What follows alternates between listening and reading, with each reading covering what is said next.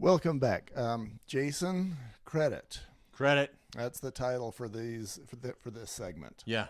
This is going to be the longest segment ever. Sit back and enjoy. Jason's got your ear. All right. Okay. So this is a sum up. In the United States, a credit score is a number based on statistical analysis of a person's credit files that in theory represents the credit worthiness of the person, which is the likelihood that they'll repay their bills. Mm-hmm. So a credit score is primarily based on the credit information, typically one from Experian, TransUnion, and Equifax. Are there others? Not on a FICO. Okay. Which used to be, it's not now, but now their name's FICO. It used to be Fair Isaac Company. Okay. That's what FICO is. Anyway, income is not weighted in a credit score. It may affect your credit worthiness, but not in a credit score. Okay. So there's different methods of calculating credit. FICO is the most widely used one. And then it's used by many mortgage lenders as a risk-based system to determine the possibility the borrower may be able to meet the financial obligations. So each bureau has their own score. Yeah. Based on what gets reported to them. Right. Yeah. And they weight things differently. They have different ranges of possible scores. And are these governmental organizations? No. Okay. They are their own business. They are credit bureaus. Okay. So when we get 3 scores back, we use the middle score. So a lot of times people come in and they say my credit score is 830. And sometimes it's true their score is 830, but one of their scores is 830, another one's 790, another one is 783. And so their effective score with us would be 790. Yeah. So if they go ahead. I'm thinking that this could suck for somebody because maybe they've got a score of 650, 651, and 800. And usually not, but and their number that you're going to use is the 651. Right. Yeah. Middle score. We're not averaging. Yeah, unless they only have 2 scores, which happens sometimes, not enough data, recent name change, some incongruencies there. If there's 2 scores, then we use the lowest score. If there's 1 score, we use 1 score. But that's 1 score when we check with all 3 bureaus. And typically if there's 1 score, it's not a good score. Okay. Anyway, so if you wish to obtain your credit score, you can purchase them separately from each of the bureaus. So credit scores are also made available free by subscription to credit reporting agencies that you've talked about. So you can get it from third parties, although to actually get scores free from most services, you usually need a credit card or sign up for a subscription for a free trial. So under the Fair Credit Reporting Act, a consumer is entitled to a free credit report, but not a credit score, within 60 days of any adverse actions, so being denied credit, receiving substantiated credit terms from a lender taken as a result of their credit score. Okay. So you get denied a loan because you credit, you can say, hey, give me a credit report. You may not see your scores, but you see a report. And then the generic or classic FICO credit scores range between 300 and 850. A Vantage score, 3.0, ranges from 300 to 850, and the old Vantage score was between 501 and 990. Every once in a while, someone will come in and say, I got a credit score over 1,000. Then I worry a little bit. But, you know, just so you know, if people say that my credit score is this, you know the range it should be. Right. But pretty much nowadays, it's always your FICO score. The others are kind of dinosaurs. Is that right? Right.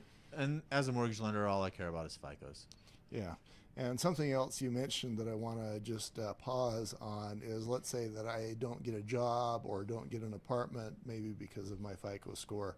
I can ask the landlord or the potential employer, you know, why, and if it was because of my FICO score, I can Because of your credit report, not necessarily because of your score. Okay. I can ask what's in that credit report that they're not happy with. Yeah. Yeah, they should give you a copy of your credit report. Okay. All right, so the first step to interpreting a score, interpreting. Interpolating. Wow, the first step to interpreting a score is to identify the source of the credit score and its use. So there's numerous scores based on the various scoring models sold to lenders and various users. The most common is created by FICO. It's called your FICO score. It's a publicly traded corporation, so not government. The ticker symbol is FICO. It's the best known and most widely used. TransUnion, Equifax, and Experian. And the two national credit repositories in Canada, TransUnion in Canada and Equifax Canada. FICO controls the vast majority of the credit score market in the United States and Canada, although there are several other competing players that collectively share a very small percentage of the market. So we talked about, again, FICO's the king here. In the United States, the median generic FICO score was 723 in 2006 and 711 in 2011. The FICO score is designed to predict the likelihood that a consumer will go 90 days past due or worse in 2 years after the score has been calculated. So the higher the consumer score, the less likely he or she will go 90 days past due in the next 2 years after the score has been calculated. So because of the differing lending usages, lenders have different parameters. FICO algorithms are adjusted according to the predictability of that use. For this reason, a person might have a higher credit score for a revolving credit card when compared to a mortgage score taken at the exact same time. So you mentioned it was 723 in 2006, and it actually dropped about 12 points by 2011. Yeah. I'd be real interested to know what the average FICO score was in like 2008 when we had that drop. Yeah. You know, or just after. Yeah. And I'd be interested to know what it is in 2017, or that would be an interesting curve to see. What that tells me is low 700s is typical, if there is such a meaning for that word. Yeah. Read on. So the interpretation of a credit score is going to vary by lender, industry, and the economy as a whole. So while 640 has been a divider between prime and subprime, all considerations about score revolve around the strength and the economy in a general and investors' appetites for risk in providing the funding for borrowers, in particular when the score is evaluated. In 2010, FHA tightened its guidelines regarding credit scores to a small degree, but lenders who have to service and sell the securities packaged for sale into the secondary market largely raised their minimum score to 640. In the absence of strong compensating factors in the borrower's loan profile, in another housing example, Fannie Mae and Freddie Mac began charging extra for loans over 75% of the value that have scores below 740.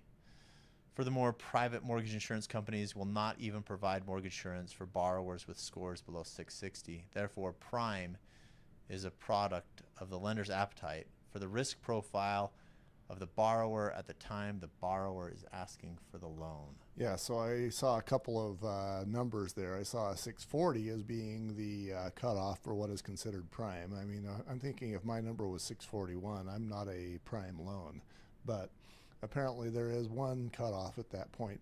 And then 660 is another one of those numbers, which doesn't clear up a lot of things for me. But again, it kind of provides a ballpark area for what is considered to be easily lendable. Yeah, acceptable, right? Yeah.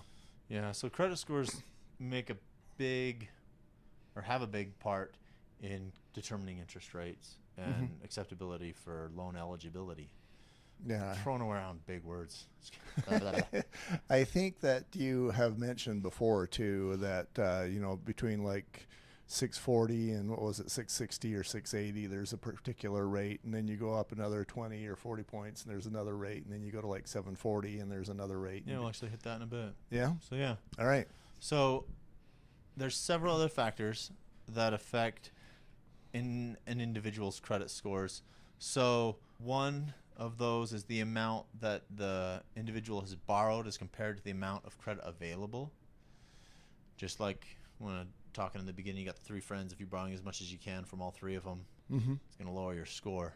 You got to watch the number of cards as well. I mean, Okay. just like if you were lending the money, how much ability does this guy have to repay? Okay. So if he's got a bunch of cards, that will start dropping his score as well. So you mentioned TransUnion, Experian, and Equifax, and those three together are what the FICO score is. Is that right? They each issue FICO scores Okay. individually. So they have their FICO score, and then there's the simple Equifax score or the credit expert score. Okay. So the three main bureaus, Equifax, Experian, and TransUnion. Next subject, how credit gets determined. Right. Where the factors are weighted. Okay. We'll be right back.